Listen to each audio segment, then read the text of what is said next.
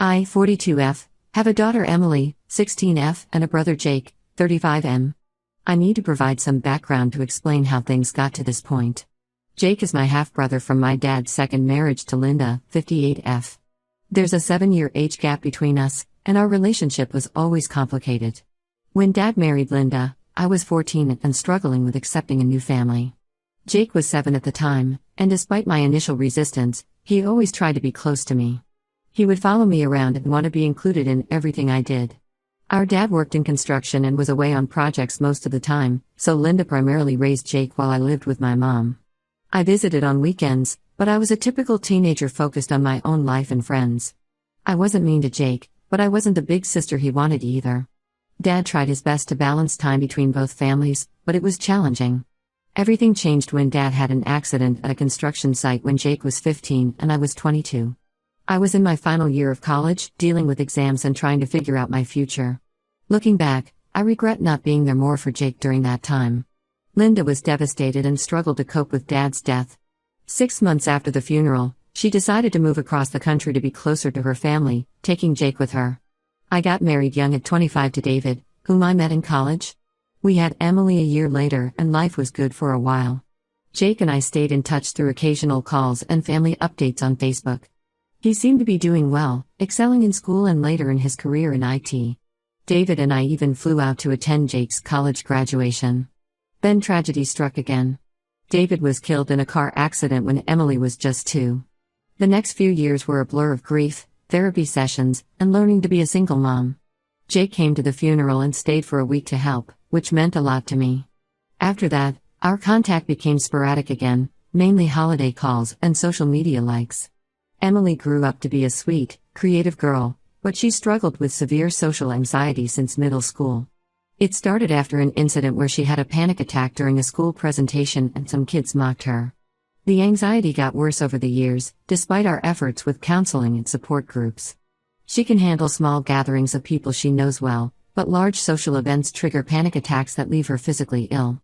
Last year, Jake met Becca, 32F, at a tech conference. Their relationship moved quickly, and they got engaged after 8 months. I met Becca once at our cousin's wedding, and while she seemed nice enough, something felt off about how she kept pushing Emily to come out of her shell during the reception, even after I explained about her anxiety. The real problems started when they began planning their wedding. Becca wanted a huge traditional wedding with 8 bridesmaids and 3 junior bridesmaids. She decided Emily should be one of the junior bridesmaids, along with her nieces. Without even asking us first, she announced it on Facebook, tagging Emily in a post about my lovely future niece joining my bridal party. I immediately called Jake to explain why this wouldn't work. I detailed Emily's condition, explaining that being in front of hundreds of people would trigger severe anxiety. At first, he seemed understanding, but then Becca got involved in the conversation. She dismissed Emily's anxiety as just normal teenage shyness and insisted that being in the wedding would help her overcome her issues. Over the next few weeks, they launched a campaign to pressure us. Becca's bridesmaids started sending Emily messages about letting down the bride and ruining the wedding aesthetic. Jake called almost daily, alternating between guilt-tripping me about not supporting his happiness and accusing me of exaggerating Emily's condition for attention. Becca took it further by posting passive-aggressive comments on social media about how some people use their children as excuses to avoid family obligations. She even had her mother and sisters call me to lecture me about denying Emily such an important family bonding experience. Jake backed her up, saying I was using Emily's anxiety as an excuse because I was jealous of his happiness and had always tried to make everything about me. The situation reached its breaking point when they showed up unannounced at our house on a Sunday morning. Becca had brought a bridesmaid dress for Emily to try on, completely ignoring everything we had said. Emily was still in her pajamas, eating breakfast when they barged in. Becca thrust the dress at her, saying, "Time to try on your dress, sweetie. No more excuses." Emily had a severe panic attack. She ran to her room crying and hyperventilating. Instead of showing concern, Becca got angry and accused Emily of being manipulative. She said I had raised her to be weak and that she would never survive in the real world with me coddling her. Jake stood there silently while his fiancée berated his niece. I lost it at that point and told them both to get out. Jake finally spoke up, but only to attack me. He brought up how I wasn't there enough after our dad died, how I had always been cold and unsupportive, and how I was probably happy when my husband died so I could play the victim card forever. Becca joined in, suggesting that I was using Emily's supposed condition to keep her dependent on me, just like I had used Dad's death for attention. That was the absolute last straw. I physically pushed them toward the door and told them to never contact us again. I blocked them both on everything: phone, email, social media. Jake's mom started calling incessantly, saying I was tearing the family apart over a simple wedding request. Our cousins took their side, calling me overprotective and saying Emily needs to learn to face her fears. Jake and Becca are now telling everyone that I'm a controlling sister who never wanted Jake to be happy. They're threatening to tell Emily the truth about what a terrible aunt and sister I've been if I don't agree to their demands. I've saved screenshots of all their messages and comments in case I need to take legal action. Emily is devastated by how her uncle and future aunt have treated her, but she's also relieved that we're standing firm against their demands. I know I'm doing the right thing by protecting my daughter, but the constant family pressure is exhausting.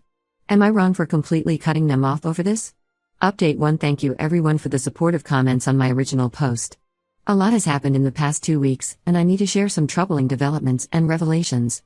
First, Jake and Becca tried to contact Emily directly through her school email, which they got from our cousin Amy, 31F. They sent her a lengthy message claiming I was manipulating her and keeping her from having normal teenage experiences. They wrote that they only wanted to help her overcome her shell and that if she trusted them, they could show her how to live without anxiety controlling her life. They even suggested she could stay with them for a few weeks during summer to experience life without constant maternal interference. Emily showed me the email as soon as she got it. She was upset but also furious at their attempt to manipulate her. What shocked me most was that they had included details about my past that Emily didn't know about, like suggesting I had abandoned Jake after our dad died and hinting that I had somehow contributed to my husband's death by being too controlling. Emily was smart enough to see through their tactics and decided to respond herself. Her response was clear and firm. She explained how their surprise visit with the dress had triggered one of her worst panic attacks in months, leaving her unable to attend school for 2 days. She told them how betrayed she felt that her uncle would allow his fiancée to dismiss her mental health struggles so casually. She ended by requesting they stop trying to contact her through any means. Their response was instant and hostile. Becca replied calling Emily ungrateful and disrespectful, saying she was just like her mother. Jake sent a separate email saying he was disappointed in how Emily had chosen to continue living in fear. They even threatened to show up at her school to talk sense into her. But here's where things took an unexpected turn. After seeing Becca's latest social media rants about our situation, Jake's ex-girlfriend Melissa, 34F, reached out to me. They had dated for 3 years before Becca, and Melissa had some disturbing information to share. According to Melissa, Becca had exhibited similar controlling behavior with her younger sister Rachel during the relationship. Rachel, who was then 16 and shy, became Becca's project. Becca would constantly force Rachel into uncomfortable social situations under the guise of helping her become more outgoing. She would organize surprise parties, sign Rachel up for public speaking events without permission, and belittle her when she showed any resistance. The situation culminated at a large charity gala Becca had pressured Rachel to attend. Rachel had a severe anxiety attack in front of hundreds of people, and instead of helping, Becca accused her of ruining the evening and embarrassing everyone. The incident was so traumatic that Rachel had to switch schools and start therapy. This controlling behavior was one of the main reasons Melissa ended her relationship with Jake. Melissa also revealed something more concerning. During their relationship, Jake had been understanding and supportive of people's boundaries. But after meeting Becca, he changed dramatically. He became dismissive of others' feelings and started adopting Becca's belief that mental health issues were just excuses for weakness. Melissa said she barely recognized him anymore. I shared this information with our Aunt Linda, 55F, who had been one of the most vocal critics of my decision to keep Emily away from the wedding. Linda was shocked and admitted that she had noticed similar patterns in Becca's behavior at family gatherings. She recalled how Becca had made disparaging comments about her own daughter's shyness at Christmas dinner, suggesting she needed to be fixed. The family dynamic shifted significantly after these revelations. Several relatives who had initially sided with Jake and Becca have since apologized to us. Even cousin Amy, who had given them Emily's email, came over personally to apologize and admit she should have asked us first. However, Jake's mom Linda is still defending them. She insists that Becca's tough love approach comes from a good place and that we're all being too sensitive. She's been calling other family members, trying to maintain support for Jake and Becca's side of the story. Through all of this, Emily has shown remarkable strength. Her counselor has been supportive of our decision to maintain firm boundaries and has praised Emily for standing up for herself in her email response. Emily told me she feels more confident now that she sees other people acknowledging her right to set boundaries about her own mental health. Becca has escalated her social media campaign, posting cryptic messages about the truth coming out soon and toxic family members who hide behind mental health excuses. Jake sent me a lengthy email dismissing Melissa's account as lies from a bitter ex and threatening to expose me at the wedding for turning his niece against him. After careful consideration, I've decided we won't attend the wedding at all, even as guests. Several other family members, including Aunt Linda and her family, have also declined their invitations. Jake and Becca are now complaining that we're ruining their perfect day and turning family against them. Emily suggested we take a mother-daughter trip during the wedding weekend, and I agreed. We're planning to visit a quiet beach town where she can practice her photography without pressure. I'm incredibly proud of how maturely she's handled this situation and how she's learning to advocate for herself. For now, we're focusing on maintaining our boundaries and supporting each other. The situation has actually brought us closer together, and Emily says she feels more secure knowing I'll stand up for her no matter what. We'll see what happens next, but for now, we're at peace with our decision to keep our distance from Jake and Becca's toxic behavior. Update 2: The wedding happened last month, and while Emily and I were enjoying our peaceful beach trip, things apparently exploded back home. What I'm about to share came from several family members who attended the wedding, and it's worse than I imagined. Jake and Becca had prepared a revenge slideshow they planned to show at the reception. My cousin Tracy sent me clips of it. They had collected old social media posts, photos, and text messages spanning over 15 years, all edited to paint me as an attention-seeking, manipulative sister who had been sabotaging Jake's relationships since we were young. They even included photos from David's funeral, suggesting I was performing grief for sympathy. But the real shock came from Jake's mom, Linda. She finally broke down and revealed the truth behind their obsession with getting me to attend the wedding. Apparently, Becca had been pressuring Jake for months to get me to sign over my share of Dad's lake house property to them as a wedding gift. The property has been jointly owned by Jake and me since Dad's death, but I've been the one maintaining it and paying the taxes for years. Becca had already made plans to sell the property to help pay for their extravagant wedding and put a down payment on a house in an upscale neighborhood. When their bridesmaid scheme failed to get me to the wedding, they decided to try damaging my reputation instead, hoping the family pressure would force me to give in. Linda admitted she'd known about their plans but stayed quiet because Becca had threatened to cut her off from seeing any future grandchildren. She also revealed that Becca had been going through old family photos at Linda's house, taking pictures of personal documents and letters from when we were kids, looking for anything she could use against me. The wedding itself turned into a complete disaster. Right before the ceremony, Becca's sister Katie, who was the maid of honor, overheard Becca talking to her college friend.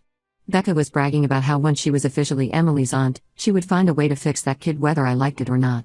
She even joked about sending Emily to some sort of boot camp for anxious teens. Katie, who had no idea about the previous drama, was horrified. She confronted Becca in the bridal suite, demanding an explanation. The argument got heated, with Becca finally admitting she never cared about Emily being a bridesmaid. It was all a ploy to pressure me about the lake house. She said Jake deserved the whole property because he lost his dad younger than I did. Jake defended her, saying I owed him because I got more time with Dad and that I was selfish for keeping half the property when they needed it more. This led to a huge argument in front of the wedding party. The ceremony still happened, but it was tense, and many guests left during the reception after word spread about what had really been going on. Now they're openly demanding I sell them my share of the lake house. They've sent emails claiming Jake deserved more of Dad's inheritance since he was younger when Dad died. They even suggested that because I was just a stepchild to Linda, Jake should have had full rights to any property from Dad's side of the family. I consulted our family lawyer, who confirmed they have no legal case.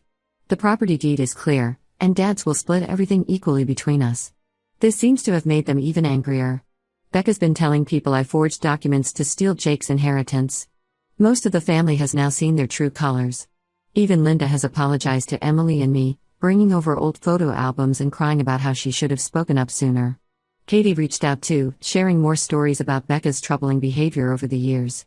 Apparently, Becca has a history of targeting vulnerable family members and trying to gain control over property and assets.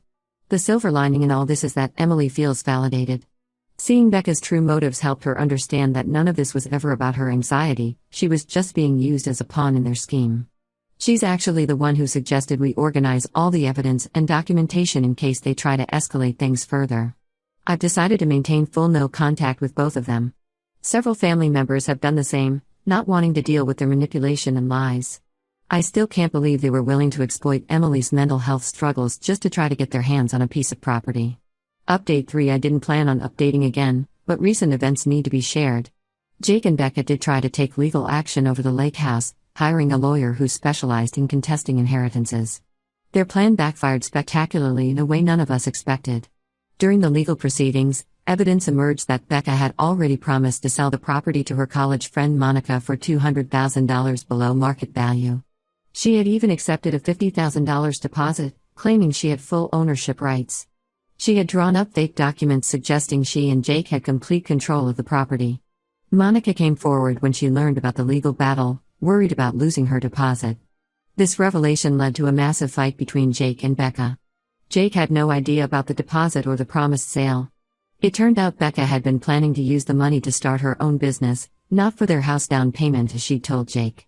She had also taken out several credit cards in Jake's name during their short marriage, racking up massive debt with expensive purchases. Their marriage imploded spectacularly. They're getting an annulment just 4 months after the wedding. Jake tried reaching out to me with a long email apologizing for everything. He claimed Becca had manipulated him by playing on his childhood insecurities about our relationship. While I understand he's hurting, Emily and I aren't ready for any contact yet. The things he said about us and the way he allowed Becca to treat Emily can't be erased with one apology. The lake house situation is finally resolved. After the truth about Becca's scheme came out, Jake agreed to sell me his share of the property. I think he wanted to wash his hands of anything Becca had tried to control. Emily and I spent last weekend there cleaning it up. We found some old photo albums in the attic that Dad had made before he died. Emily enjoyed hearing stories about her grandfather and seeing pictures of Jake and me as kids. Becca moved back to her hometown after the annulment but hasn't stopped causing drama. She's telling anyone who'll listen that Jake and I conspired together to ruin her life and marriage.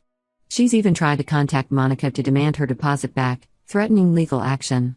Thankfully, Monica has all their communications documented.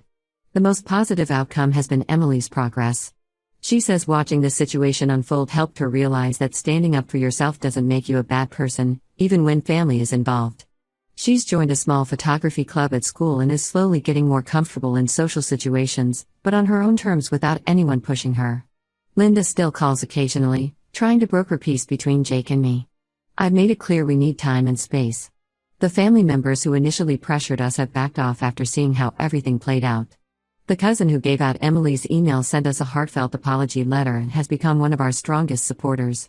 Emily and I are planning to host a small family gathering at the lake house next summer, but only for those who stood by us through this mess. We're having the locks changed and installing security cameras first, just in case Becca tries anything else. Looking back, I realize that protecting your peace sometimes means letting go of family members who refuse to respect boundaries, no matter how much history you share. Emily and I are doing much better now without their drama in our lives. We're focusing on making new memories at the lake house, ones that aren't tainted by manipulation and betrayal.